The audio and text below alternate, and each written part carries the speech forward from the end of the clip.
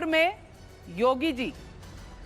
योगी जी जीत रहे हैं, ऐसा हमारे पोल में अगर आप देखें तो ये गोरखपुर में तकरीबन 54 से 59% के बीच में वोट आ रहे हैं और हार रहे हैं चंद्रशेखर आजाद। बहुत उम्मीदें उन्होंने जगाई थी कि कुछ होने वाला है, लेकिन इन सीटों में कम से कम विपक्ष में कोई दम नहीं नजर आ रहा। योगी जी बिल्कुल सबसे आगे हैं। तो कल भी लुइस खुर्शीद कांग्रेस पार्टी से फारुखाबाद से लड़ रही हैं और अगर आप देखें तो मेजर सुनील दत्त द्विवेदी उनके सामने जीत रहे हैं। ये जीते लिखा हुआ है, लेकिन हमारे एग्जिट पोल में जीते आप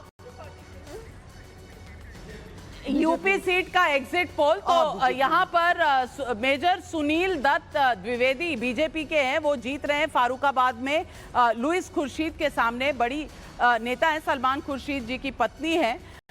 और अगर इलाहाबाद वेस्ट में सिद्धार्थनाथ सिंह जी दोबारा जीत कर आ रहे हैं और ऋचा शर्मा समाजवादी पार्टी की उनके ऑपोजिट खड़ी थी। सिद्धार्थनाथ सिंह इलाहाबाद वेस्ट में जीतते हुए नजर आ रहे हैं। अगर हम देखें तो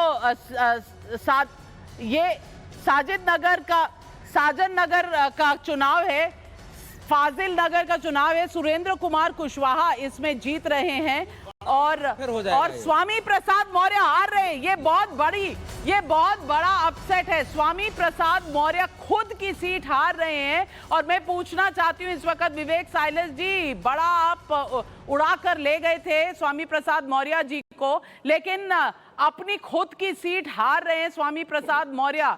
क्या कहेंगे आप इस चुनावी रिजल्ट को? आपका हुक्म का इक्का जो है वो शायद फीका पड़ गया। मैम, मैं आपको नाविका जी एक बात बिल्कुल स्पष्टता से कह रहा हूं कि केशव प्रसाद मौर्य जो है वो सिराथू से चुनाव बुरी तरह से हार रहे हैं। रिजल्ट आएगा, सबके सामने होगा, देख लीजिएगा। लेकिन एक बात बहुत स्पष्ट है, जो जैसे आपके जो एक्सपर्ट बैठे हुए हैं जिन्होंने ब्लैक शर्ट पहनी हुई है, क्षमा चाहता हूं उनका नाम नहीं मुझे पता है, उन्होंने कहा कि समाजवादी पार्टी और भारतीय जनता पार्टी का जो वोट परसेंटेज है वो बहुत कम है, 3-3.5% का फर्क है, जो कि आपका चैनल छोड़िए परसेंटेज छोड़िए। इस वक्त स्वामी प्रसाद मौर्य अगर हार जाते हैं तो सुधींद्र भदौरिया जी ये जो बहुत ताम झाम करके निकाल कर ले गए थे बीजेपी और एनडीए से स्वामी प्रसाद मौर्य को, इसका कोई फायदा नहीं मिल रहा ऐसा लगता है समाजवादी पार्टी की अलायंस में, क्योंकि स्वामी प्रसाद मौर्य खुद की सीट हार रहे हैं। देखिए, मैंने शुरू में कहा कि मैं एग्जिट पोल्स पर कोई खास टिप्पणी नहीं करूंगा, पर मैं स्वामी प्रसाद मौर्य के बारे में आपने पूछा तो ये मैं ज़रूर कहूंगा कि ये मौसम वैज्ञानिक हैं, हमेशा इधर से उधर ये करवट बदलते रहते हैं। और जब ये बहुजन समाज पार्टी में थे तब ये तमाम उल्टी सीधी भाषा बोलते थे और अब फिर बोल रहे हैं, तो ये आदतन इस प्रकार का इनका आचरण रहा है। तो इससे इनकी छवि कोई अच्छे एक परिपक्व नेता की नहीं मैं कहूंगा। अगर करना ही था इनको विद्रोह तो साल भर 1.5 साल पहले करते, जब चुनाव का अवसर आता उसी दिन ये अपना वो करते हैं। तो ये इनके बारे में मैं तो इतना ही कहना चाहूंगा, इससे अधिक कुछ ना कहूंगा। सुधांशु जी, देखिए, मैं ये कहना चाहूंगा, सुधींद्र जी ने कहा यह चुनाव यह भी 2 पॉइंट है। ये चुनाव यह भी दिखा देगा, यदि परिणाम इस प्रकार से आते हैं कि जो लोग अपने को मौसम विज्ञानी कहते थे वो मौसम विज्ञानी है या अज्ञानी और अभिमानी है, यह भी दिखाई पड़ जाएगा। दूसरी बात, जो अभी साइलेंस जी कह रहे थे मत प्रतिशत, तो उसमें मैं एक बात और टेक्निकल कह देना चाहता हूँ। मान्यवर, देखिए ऐसा है, पूरे उत्तर प्रदेश में देखिए किसी भी सीट पर मुख्य मुकाबला भारतीय जनता पार्टी से। अभी आपके ऊपर जो दिखाया जा रहा है, कहीं कांग्रेस से मुकाबला है तो भाजपा का, सपा से मुकाबला है तो भाजपा का, बसपा से है तो कांग्रेस, भाजपा का, वहां चंद्रशेखर आजाद है तो भाजपा से। तो हमारा मत प्रतिशत पूरे उत्तर प्रदेश में है। आपका मत प्रतिशत इसलिए ज्यादा है कि जहां पर आपकी पॉकेट्स है वहां पर आपका विक्ट्री मार्जिन बहुत ज्यादा हो सकता है, इसलिए मत प्रतिशत ज्यादा होगा। सीट कितनी निकलेंगी वो एक अलग विषय होगा। एक और भी कारण है, अगर इतना ही सत्य था तो मैं विनम्रता से कहना चाहता हूं फिर अपने पिताजी की छत्र छाया वाली सीट पर जाने की आवश्यकता शायद अखिलेश जी को नहीं पड़ती। यदि नेता में क्षमता हो तो जैसे श्री नरेंद्र मोदी जी वाराणसी से आके लड़े थे, जब उत्तर प्रदेश में 10 सीटें थी, हमारा मत प्रतिशत 17 से कम था, हम 2009 में जरूर वाराणसी जीते थे, 2004 में हारे भी थे, और आकर वो परिवर्तन किया कि 73 लोकसभा सीटें आई। तो ये मेरा मानना है कि अगर ऐसा होता तो फिर अखिलेश जी भी किसी दूसरे क्षेत्र से जाकर उत्तर प्रदेश में लड़ते, किसी कमजोर सीट से। तो ये मानते कि जो आप कह रहे हैं विश्वास है, टारगेट है 400, तो समझ में आता 400 का टारगेट होता तो परंपरागत रूप से अपने पिताजी की छत्र छाया वाली सीट में आने की आवश्यकता नहीं। उठ रहे हैं विवेक साइलस जी भी बोलना चाह रहे हैं, सबा नकवी जी भी और कपिल मदान साहब भी, पर कड़हल की सीट जो है जहां से अखिलेश यादव जी लड़े थे, ये बड़ी सीट है और हमेशा से यादव परिवार की रही है। वहां अखिलेश यादव जीत रहे हैं और एसपी बघेल को तो मैं सुधींद्र भदौरिया जी से भी पूछूंगी, और पहले विवेक साइलस जी, अपनी सीट पर तो अखिलेश जी जीत रहे हैं और एसपी बघेल का जो तुरम का इक्का निकाला था बीजेपी ने, वो नहीं चल पाया, लेकिन स्वामी प्रसाद मौर्य का जो आपने गलत निर्णय ले लिया, क्या ये भारी पड़ेगा समाजवादी पार्टी को? देखिए, सबसे पहले तो सुधांशु जी से बड़ा विनम्रता से कह रहा हूं, एक बात पे मुझे थोड़ी सी आपत्ति है, जो उन्होंने कहा कि अखिलेश यादव जी करहल से सेफ सीट से क्यों लड़े। तो मुख्यमंत्री होने के बावजूद भी सुधांशु जी आपने योगी आदित्यनाथ जी को गोरखपुर भेज दिया, तो वो उनके घर में भेजा, तो क्या वो अनसेफ सीट थी या सेफ सीट, इसका फैसला तो जनता करेगा।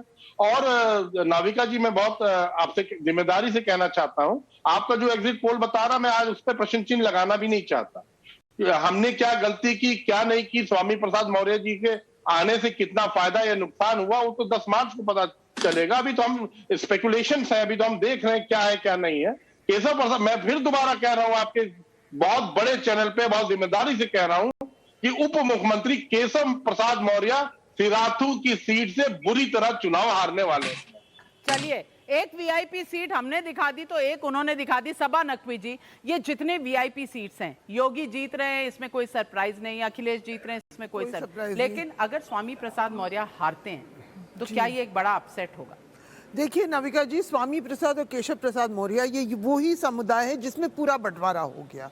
हमको ये, चाहे बीजेपी आपका वोट शेयर दिखा रहा है कि वोट शेयर घटा नहीं है, सपा का तो बढ़ गया है, ये पूरा गठबंधन का, तो ये वो ही जो फिनोमेना हमने देखा कि कुछ कुर्मी बढ़ गए, कुशवाहा बढ़ गए। आप उनके देखिए, दोनों कैंडिडेट एक ही जाति के लड़ रहे हैं, तो ये कहना कि कुछ लोग एक तरफा इस साइड हो गए या उस साइड, वो गलत होगा। अगर हम लोग असल एनालिसिस करना चाह रहे हैं तो कि उनके लिए कह रहे थे लोग, कठिन है संघर्ष, कठिन था उनका फाइट। ओम प्रकाश राजभर की भी सीट कठिन है। तो ये जो हाई प्रोफाइल जो लोग अखिलेश के खेमे में गए, लेकिन ये हमें दिखा रहा है कि जो बैकवर्ड कास्ट का कुछ हद तक सपा की तरफ गया, लेकिन काफी नहीं, अगर आपके ये एग्जिट पोल वाले आंकड़े सही हो। तो स्वामी प्रसाद मौर्य वाला चाल चली नहीं। और कपिल मदान, आप भी कुछ कहना चाह रहे थे? देखिए नाविका जी, मैं एक बात जरूर कहना चाहूंगा। जैसे सुधांशु जी ने बताया कि अखिलेश जी ने एक सेफ सीट चुनी, और विवेक जी ने भी इस बात का जवाब दिया कि इनफैक्ट जो हमारे योगी आदित्यनाथ जी हैं वो भी वापस चले गए। और एक आपको बात जरूर याद दिलाना चाहूंगा आपके दर्शकों को, कि प्रियंका जी ने तो ना सेफ चुनी ना अनसेफ चुनी, वो भी तो लड़ सकती थी। देखिए वो यूपी की प्रभारी थी और उन्होंने एक जो अनाउंसमेंट करी कि उनको 40% महिलाओं को चुनाव लड़वाने हैं, और उन्होंने 40% महिलाओं को चुनाव लड़वाए।